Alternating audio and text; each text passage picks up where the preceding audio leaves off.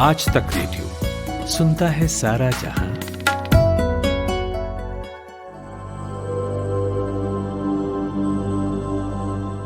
नमस्कार, यह है आज तक रेडियो का डेली पॉडकास्ट कोरोना कवरेज। मेरा नाम खुशबू है। इस पॉडकास्ट सीरीज में मैं लेकर आती हूँ दुनिया भर की कोरोना से जुड़ी अपडेट्स। कहाँ क्या नई स्टडी हुई है, कहाँ कोरोना के मरीज घटे हैं, बढ़े हैं, वैक्सीन और वैक्सीनेशन में क्या नए अपडेट्स हैं, इस बीमारी की रोकथाम के लिए दुनिया के किस कोने में क्या कोशिशें जारी हैं, यहाँ सब कुछ आपको मिलेगा। आज क्या क्या बात होगी जल्दी से बता देती हूँ। सबसे पहले बात होगी एक खास प्रकार के टेस्ट के ऊपर जो चाइना कोविड टेस्ट करने के लिए अपना रहा है। चाइना को आखिर इस टेस्ट की जरूरत क्यों पड़ी, कितना कारगर है ये नेजल स्वैब टेस्ट से। फिर बात होगी भरतपुर में एक महिला के ऊपर जो 5 महीने में 32 बार कोविड पॉजिटिव आई हैं। किन हालातों में किसी इंसान का बार बार कोरोना का रिजल्ट पॉजिटिव आ सकता है, इस पर हमारी एक्सपर्ट्स की क्या है राय, ये समझेंगे।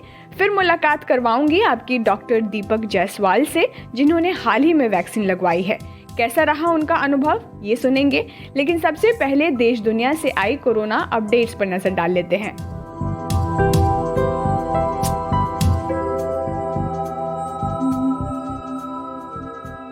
देश के health minister doctor Harshvardhan Singh ने बीते दिन वर्ल्ड हेल्थ ऑर्गेनाइजेशन के कार्यकारी बोर्ड के 148वें सत्र के दौरान कहा कि यदि 2020 कोविड-19 वैक्सीन की खोज का साल था तो 2021 विश्व भर में उन लोगों तक पहुंचने की चुनौती का साल होगा जिनको टीके की बेहद ज़रूरत है। ये एक बड़ी भूमिका है जिसे हमें विश्व स्वास्थ्य संगठन में निभाना है। केंद्रीय गृह मंत्रालय ने बीते दिन कोरोना की नई गाइडलाइंस जारी की है जिसने कंटेनमेंट जोन के बाहर कई गतिविधियों की अनुमति दी गई है। नई गाइडलाइंस के मुताबिक सिनेमा हॉल में अब 50% से ज़्यादा लोगों के बैठने की इजाज़त होगी। साथ ही स्विमिंग पूल में अब स्पोर्ट्स पर्सन के अलावा आम लोग भी जा सकेंगे। स्वास्थ्य मंत्रालय के अनुसार बीते दिन तक 23 लाख से ज़्यादा स्वास्थ्य कर्मियों को कोरोना वैक्सीन लगाई जा चुकी है। वैक्सीनेशन के बाद अब तक 16 लोगों को हॉस्पिटल में भर्ती कराया गया है। वहीं 9 मौतें भी रिपोर्ट हुई हैं, लेकिन मंत्रालय का कहना है कि इनका वैक्सीनेशन से संबंध नहीं है। देश में पिछले 24 घंटों में कोविड-19 के 11,666 नए मामले सामने आए हैं और 123 लोगों की मौत हुई है। इसी के साथ एक्टिव मामलों की संख्या 1,73,740 है। देश की राजधानी दिल्ली में कोरोना की रफ्तार थमती नजर आ रही है। पिछले 10 महीनों में पहली बार दिल्ली में 100 से कम कोरोना के केस सामने आए हैं। पिछले 24 घंटों में कोरोना के 96 नए मामले सामने आए हैं। ICMR की स्टडी के मुताबिक भारत बायोटेक की कोविड-19 वैक्सीन कोवैक्सीन यूके में मिले कोविड-19 के नए वेरिएंट पर प्रभावी है। ICMR के महानिदेशक बलराम भार्गव ने कहा है कि आश्वस्त करता है कि कोवैक्सीन यूके में मिले वेरिएंट के खिलाफ काम करती है। अकेले कोविड-19 की वैक्सीन लगवाने के बाद IMA के पूर्व अध्यक्ष और पद्मश्री से सम्मानित डॉक्टर के अग्रवाल को उनकी पत्नी के डांटने का एक वीडियो वायरल हो रहा है, जिसके बाद के अग्रवाल ने कहा है कि मुझे खुशी है कि इससे करोड़ों लोगों को वैक्सीन का महत्व पता चला है। उन्होंने ये भी कहा है कि आप वैक्सीन ज़रूर लगवाएं। श्रीलंका के राष्ट्रपति गोटबाया राजपक्षे ने भारत के द्वारा पहुंचाई गई 5 लाख वैक्सीन के लिए प्रधानमंत्री नरेंद्र मोदी और भारत के लोगों को शुक्रिया कहा है और भारतीय लोगों की उदारता की प्रशंसा की है।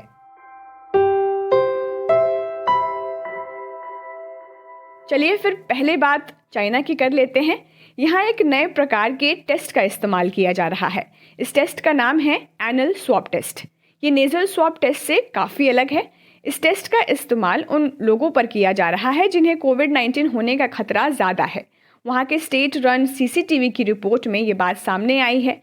CCTV की रिपोर्ट ने बताया है कि एनल स्वैब टेस्ट संक्रमित या इन्फेक्टेड लोगों को पहचान दर को बढ़ा सकता है। इस टेस्ट को और समझने के लिए मैंने गुड़गांव के कोलंबिया एशिया हॉस्पिटल में internal medicine senior consultant doctor Amitabh Ghosh से बात की। डॉक्टर, क्यों चाइना को एनल स्वैब टेस्ट की जरूरत पड़ी? ये चाइना का जो है अभी रिसेंटली जो देखा गया है उनका नंबर ऑफ केसेस थोड़ा बहुत इंक्रीज हुआ है। प्लस अभी जो अगले दिन में कुछ हफ्ते में उनका लूनर ईयर सेलिब्रेशन जो होता है वो आ रहा है। तो लूनर ईयर सेलिब्रेशन में जो होता है बहुत सारे लोग जो होते हैं इकट्ठा गैदर होता है, तो जिसमें इस बीमारी को और भी ज्यादा फैलने का संभावना रहता है। तो उसके दौर पे ही पहले से ही वो लोग ना सचेत होकर जो प्रोफाइलेक्टिक मेजर्स बोला जाता है उसके लिए ज्यादा से ज्यादा केस डिटेक्ट करना चाहते हैं। तो उनके लिए उनका जो फर्दर जो स्टडीज जो चाइना का जो इंटरिम स्टडीज जो बोल रहा है दैट इज वो जो होता है anal swab test. Anal swab test का जो बेसिक फंडा जो आया है, क्योंकि इसमें आपको वायरस शरीर में जितना दिन तक रहता है हमारा सांस नाली में, उससे ज्यादा दिन तक हमारा जो एनल कैनल होता है, जो इंटेस्टाइन एनल कैनल होता है, उसमें ज्यादा दिन रहता है। तो उसमें आपको मान के चलिए, इसे फॉर एग्जांपल किसी मरीज को, किसी कोविड पॉजिटिव मरीज को अगर मान के चलिए 10 दिन के बाद अगर वो नेगेटिव हो जाता है, सांस नाली के अंदर जो हम लोग टेस्ट करते हैं नेजल स्वैब टेस्ट जिसको कहते हैं, उसको अगर 10 दिन के बाद नेगेटिव हो जाता है तो एनल स्वैब में, एनल कैनल में उसका जो लॉन्जिविटी होता है, उसका जो लाइफ होता है, वो ज्यादा दिन तक मिल सकता है। तो उसमें क्या होगा, केस डिटेक्शन रेट जो है वो बढ़ जाएगा।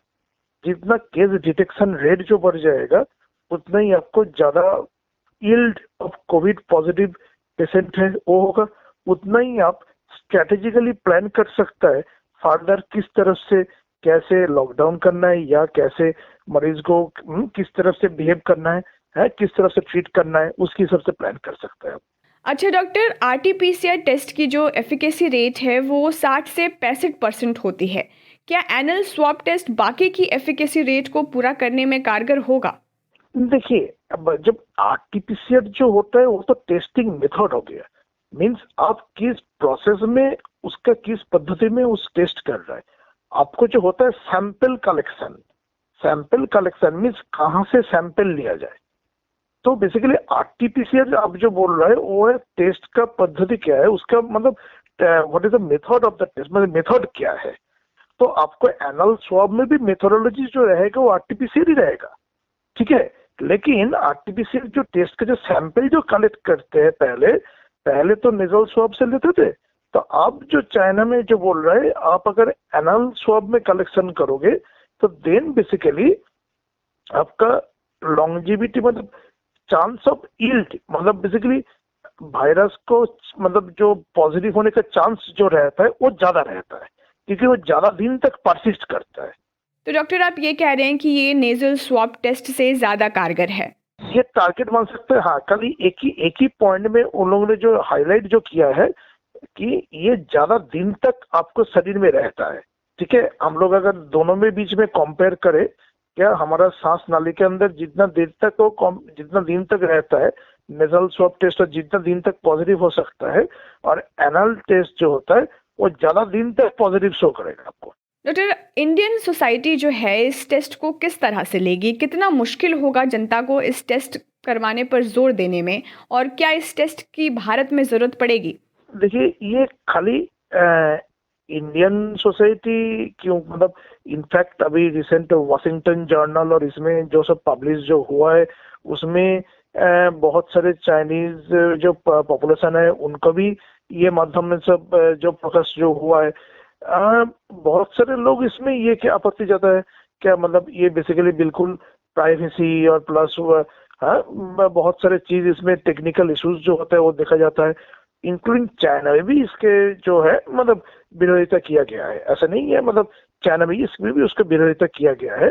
देखिए, डॉक्टर्स और बाकी जो है साइंस जो बोल रहे हैं वो एक जगह में है, और सोसाइटी और ये क्या बोल रहे हैं वो अलग जगह में है। तो चाइना में भी इसका विरोधिता किया गया है, ऐसा नहीं है कि चाइना में भी पूरा इसका ये इफेक्टिव किया गया है। और दूसरा जो है इंडियन सिनेरियो में आपका जो सवाल है, इंडियन सिनेरियो में देखिए हम लोगों को बहुत सोच समझ के ही ये सब विचार करना चाहिए, क्योंकि अभी तक जो है हमारा इंडियन सोसाइटी में अगर देखा जाए केस रेट काफी कम हो चुका है। और इनफैक्ट ये बहुत सावधानी से सबको सावधानी जो है वो अवलंबन करना चाहिए, इस बात में कोई डाउट नहीं है। लेकिन फिर भी अगर देखा जाए हमारा इसमें नेजल स्वैब से करके हम लोग जिस स्थिति में करके अभी केस रेट कम किया है, मेरे को लगता नहीं है फर्दर एनल स्वैब और इसको इंडिया में जरूरत पड़ेगा। तो ये थे अमिताभ घोष जिन्हें आप सुन रहे थे। इन्होंने तो इस टेस्ट को कारगर ज़रूर बताया है, लेकिन साथ में ये भी कहा है कि शायद अभी आने वाले दिनों में भारत को इस टेस्ट को करने की ज़रूरत ना पड़े। अब एक केस स्टडी को समझ लेते हैं जिसने सभी को हैरान कर दिया है। ये केस है राजस्थान के भरतपुर की।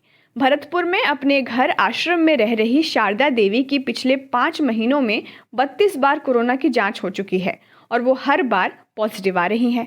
जहां एक बार पॉजिटिव आने से ही 14 दिनों तक हम कमरों या अस्पताल में कोविड वार्ड में भर्ती हो जाते हैं, वहां इस महिला का बार बार पॉजिटिव आना तो वाकई हैरान करता है।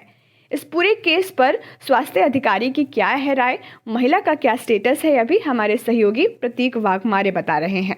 तो खुशबू, मामला ये जो है वो राजस्थान के भरतपुर का है, जहां कोरोना का एक ऐसा मामला सामने आया है जो वाकई में हर किसी को हैरान कर देगा। तो जिला मुख्यालय से करीब 12 किलोमीटर दूर एक अपना घर आश्रम है। वहां रहने वाली एक महिला ने अपनी कोरोना की जांच कराई थी। पॉजिटिव आने के बाद उसे क्वारंटीन कर दिया गया था। इसके बाद उसकी दूसरी बार जांच होती है तो वो फिर से पॉजिटिव पाई जाती है। देखिए, कई लोग हैं जो 2 बार जांच कराने के बाद भी पॉजिटिव आए हैं, लेकिन यहाँ केस यूं है कि इस महिला की ऐसे जांच करते करते पिछले 5 महीनों में 32 बार कोरोना की जांच होती है और वो हर बार पॉजिटिव पाई जाती है।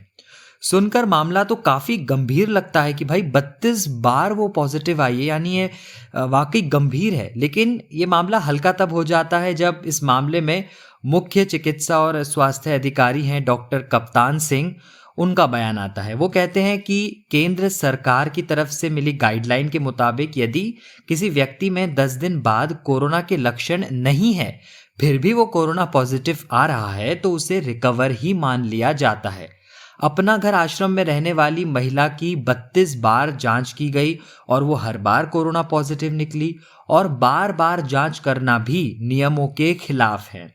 डॉक्टर कप्तान सिंह बताते हैं कि उस महिला में अब किसी भी प्रकार का कोई लक्षण नहीं है, बल्कि उसका वजन बढ़ गया है, इसलिए उसकी जांच कराने की अब ज़रूरत नहीं है। इस स्थिति में ज़्यादातर डेड वायरस एलिमेंट्री कैनाल में कहीं अटक जाता है, इसलिए इंसान लगातार पॉजिटिव आता है और उसका वायरस किसी को संक्रमित नहीं कर सकता क्योंकि वो वायरस अब डेड हो चुका है। तो इस महिला का नाम शारदा देवी है और उन्होंने कोरोना की पहली जांच 4 सितंबर 2020 को करवाई थी, जब वो पहली बार पॉजिटिव आई थी और तभी से अब तक उसने 5 महीनों के अंदर 32 जांच करवा चुकी हैं और वो हर बार पॉजिटिव आ रही हैं। कोरोना संक्रमित महिला का इन दिनों 8 किलो वजन भी बढ़ गया है। इसका मतलब ये है कि वो अब पूरी तरह से ठीक है। शुक्रिया प्रतीक। अब आप भी सोच रहे होंगे कि ये कैसे मुमकिन है भाई। मैंने डॉक्टर परिणीता कौर से बात की जो अक्षय हेल्थ केयर में सीनियर इंटरनल मेडिसिन एक्सपर्ट है। उनसे मैंने यही पूछा कि आखिर किन किन हालातों में कोई इंसान बार बार, वो भी इस हद तक कोरोना पॉजिटिव हो सकता है। हो सकता है कि जब भी पॉजिटिव आता है तो वायरल शेडिंग जो है वो होती रहती है, वायरस शेडिंग होती रहती है और एक बार पॉजिटिव आने के बाद 1.5 महीने तक वो पॉजिटिव रह सकता है। 1 महीने तक तो मैक्सिमम लोग जो है वो पॉजिटिव रह रहे होते हैं, बट इसका मतलब ये नहीं होता कि वो इन्फेक्शियस होते हैं। दूसरा ये रीजन हो सकता है कि री इन्फेक्शन के चांसेस होते हैं। जैसे फॉर एग्जाम्पल 3 महीने के बाद ये पाया जा रहा था कि दोबारा से री इन्फेक्शन हो सकते हैं। तो अब जो वो 5 महीने में कितनी बार करा है उन्होंने, कितने अंतराल में किया है, that is not clear. But हमारे पास भी बहुत सारे ऐसे केसेस हुए हैं जो शुरू में पॉजिटिव रहे हैं और काफी दिनों तक वो पॉजिटिव रह सकते हैं। जैसे कि 1 महीने तक तो आराम से पॉजिटिव रह सकते हैं। कुछ लोग जो है 1 महीने के से ज्यादा भी पॉजिटिव रहे हैं, लेकिन उनका इन्फेक्टिविटी जो है वो उतनी ज्यादा नहीं होती है, फर्स्ट। और secondly these people can become negative, थोड़े दिनों के बाद नेगेटिव हो सकते हैं और फिर वापस पॉजिटिव हो सकते हैं अगर उनको री इन्फेक्शन भी हुआ है। और थर्ड सिनेरियो ये हो सकता है कि वायरल शेडिंग होती रहती है जिसकी वजह से कॉन्स्टेंटली लो डोज के अंदर RT-PCR जो है वो पॉजिटिव आ सकता है। तो डेड बैक्टीरिया भी हो, डेड वायरसेस भी हो, तो भी कई बार जो RT-PCR है वो पॉजिटिव आ सकता है। अच्छा डॉक्टर, जो स्वास्थ्य अधिकारी हैं उनका तो यही कहना है कि जो डेड वायरस होते हैं वो हमारे एलिमेंट्री कैनाल में अटक जाते हैं, इसीलिए कोई इंसान बार बार पॉजिटिव आता है। इस कैनाल का क्या रोल है? एलिमेंट्री कैनाल तो वो होती है कैनाल जो हमारी फूड पाइप होती है। तो फूड पाइप के अंदर not just food pipe but it is also in the respiratory tract. तो वहाँ पे पॉसिबिलिटी होती है कि डेड वायरसेस जो है वो शेडिंग होती रहे और वहाँ से पॉजिटिविटी आ सकती है। तो डॉक्टर, क्या हम ये भी कह सकते हैं कि ये जो बार बार महिला पॉजिटिव आई है वो टेस्ट के मेथड में खामी से भी हो सकता है? ये जो कोविड RT-PCR टेस्ट होता है ये बहुत ही सेंसिटिव होता है। तो ये can pick up the viruses in very low ये बहुत कम वायरस का लोड है तभी भी वो पिकअप कर लेता है। तो इसलिए भी जो कोविड RT-PCR का टेस्ट है बहुत सेंसिटिव होता है ये। तो इसमें कोई खामी नहीं निकाल सकते हैं। वो जो पिकअप कर रहा है वो वायरस को पिकअप कर रहा है, चाहे वो डेड वायरस को पिकअप कर रहा है चाहे लाइव वायरस को पिकअप कर रहा है, पर वो पिकअप कर रहा है। तो इसलिए वो पॉजिटिव आ रहा होता है। दूसरी चीज है इन्फेक्टिविटी है कि नहीं, तो इसमें कोई खामी नहीं कह सकते हम। तो ये थी डॉक्टर परिणीता जिन्हें आप सुन रहे थे। बहुत बहुत शुक्रिया डॉक्टर। फिलहाल एक छोटे से ब्रेक के लिए रुक रही हूँ, लौटूंगी तो आपकी मुलाकात एक वैक्सीन लगवाने वाले शख्स से करवाऊंगी। तब तक के लिए बने रहिए मेरे साथ। आप सुन रहे हैं आज तक रेडियो। आज तक रेडियो अब सुनिए आज तक की मोबाइल एप्लीकेशन पर भी। प्ले स्टोर से आज तक की मोबाइल ऐप डाउनलोड करें। ऐप में आपको सबसे ऊपर राइट साइड में 3 आइकन दिखेंगे। उनमें से एक जो सबसे बीच में है वो है आज तक रेडियो का आइकन। तो उसे उंगली से ज़रा सा छू दीजिए और खुल जाएगा हमारा पिटारा, जिसमें क्या है, न्यूज़ तो हर जगह है पर हमारे यहाँ न्यूज़ है सही कॉन्टेक्स्ट के साथ।